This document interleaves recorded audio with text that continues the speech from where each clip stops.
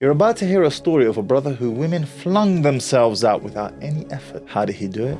Well, it wasn't looks, it wasn't charm, it wasn't even his money or power. He did one thing that anyone watching this video can start doing right now, and it will have the exact same effect. Omar was used to playing football 3 times a week. But one day, as you do, he rolled his ankle and put himself out the game with injury for months. To pass the time, he'd often frequent a particular Lebanese restaurant with his friends to socialize, eat good food, drink, and generally have a good time as most 20-something-year-old young men do. This restaurant had a selection of extremely attractive Eastern European women working the tables, but there was one brunette in particular that stood out from the rest. Every man in the joint showed interest in her, and to quote Omar's exact words, "When she goes left, the mandem's head go left. When she went right, the mandem next went right. Thirsty brothers." Omar, however, the practicing young Muslim man that he was the only brother in the joint who disciplined himself for the sake of Allah not to crane his head this way and that whenever the beautiful brunette walked past. He also had a principle. Whenever Omar walked into the restaurant, he'd immediately place his order with Muhammad, a male member of the waitstaff, and then take his seat, completely ignoring all the female waitstaff, including the beautiful brunette. Now, Omar didn't do this to intentionally distinguish himself from the rest of the mandem in the restaurant or anything of the sort. He did it simply because he feared Allah and wanted to avoid the fitna as much as possible. And the easiest way to do that was to just place his order with Muhammad and proceed to take his seat. Again, there was no ulterior motive on Omar's part. But then something unexpected happened. The beautiful brunette, and to quote my friend Omar, "She must have taken it a different way because she was just onto me differently after this happened a couple times." One evening, when Omar was left alone for a moment as his friends went to the bathroom to answer the call of duty, the beautiful brunette approached him out the blue and asked him for his Snapchat. Omar responded with a no, that he didn't actually have Snapchat, but the beautiful brunette stuck it on him. She was not having it. "You're always on your phone. You must have a number or something." Again, because our friend Omar feared Allah, he wasn't actually interested in trying to pull the beautiful brunette, despite her obvious beauty, and began making excuses as to why he couldn't give her his number. Lo and behold, this only made our beautiful brunette pursue him with even greater earnest. Still, Omar stood firm. He was single himself and looking to marry, but not to a mutabarrijah, a woman who wantonly displays her beauty for all to see. Omar politely ended the conversation, and the beautiful brunette, perhaps for the first time in her life, experienced rejection from a man. A few months pass, and Omar returns to the same restaurant, again for a meal with his friends, but this time as a newly married man. Omar shared this good news with Muhammad, the male member of the waitstaff, and the beautiful brunette who was present for work that day just so happened to overhear the conversation. She immediately interrupts. "You're married? No way." When Omar replied in the affirmative, she actually stopped what she was doing and took a seat. To this day, Omar doesn't quite understand why she reacted in the way that she did or what the psychology was behind all of this.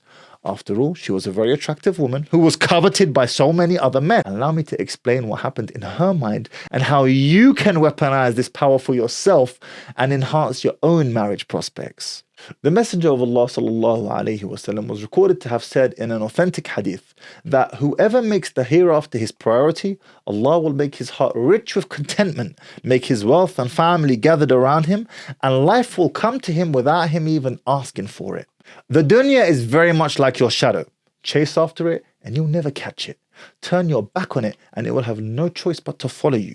And there is no example of this easier to witness than that of dealing with women.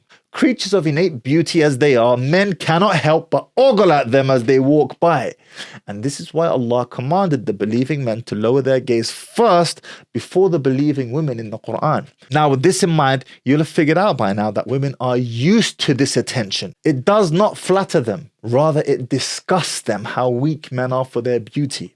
This is why so many women will happily use men for their resources, time, and attention. But in secret, they loathe them and want to inflict punishment upon them through the most insidious of means.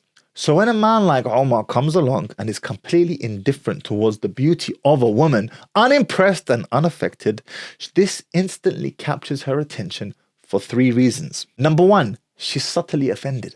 "How dare this man not look at me like every other donut in this joint? Am I not beautiful enough for him? Is there something wrong with me?" You've instantly gotten into her mind just by virtue of not looking at her. Number 2, she can't help but respect you. She knows how hard it is for a man to lower his gaze because she's seen how many of them don't. Her respect for you instantly skyrockets, though she doesn't even know you. Number 3, as much as a woman enjoys the attention of a man, she equally abhors that same attention being shared with another woman. She says to herself, if you can so easily look at me without restraint, what's to stop you from looking at other women without restraint if me and you were to get together? Think about the logic chain, bro. If you're in the habit of looking at women indiscriminately, you're more likely to fall into haram with them. That's just the way it goes, and is why Allah commanded the believers to lower their gaze first, before then addressing the importance of protecting their private parts. It's only possible for private parts to engage in illicit sexual intercourse if you're first gaping and gawping at the opposite sex. By extension then, you are physically more likely to cheat on your woman in haram if you are the type of man who is not in the habit of lowering his gaze. And whilst the order from Allah to lower your gaze should have been enough, I hope this has put that nail in the coffin for you. I met my wife in September 2005 at the age of 16. We got married just a couple months later, still at the age of 16. I was not practicing, I had no interest in marriage, and I wasn't even praying. And yet, here I was, asking this sister not to be my girlfriend, which I could so easily have done, but to marry me. Why? It was precisely because she was wearing hijab and abaya that I viewed her in my mind's eye as wifey material. I said to myself, I can't mess around with this bint. I have to ask for her hand in marriage the proper way. And that's exactly what I did.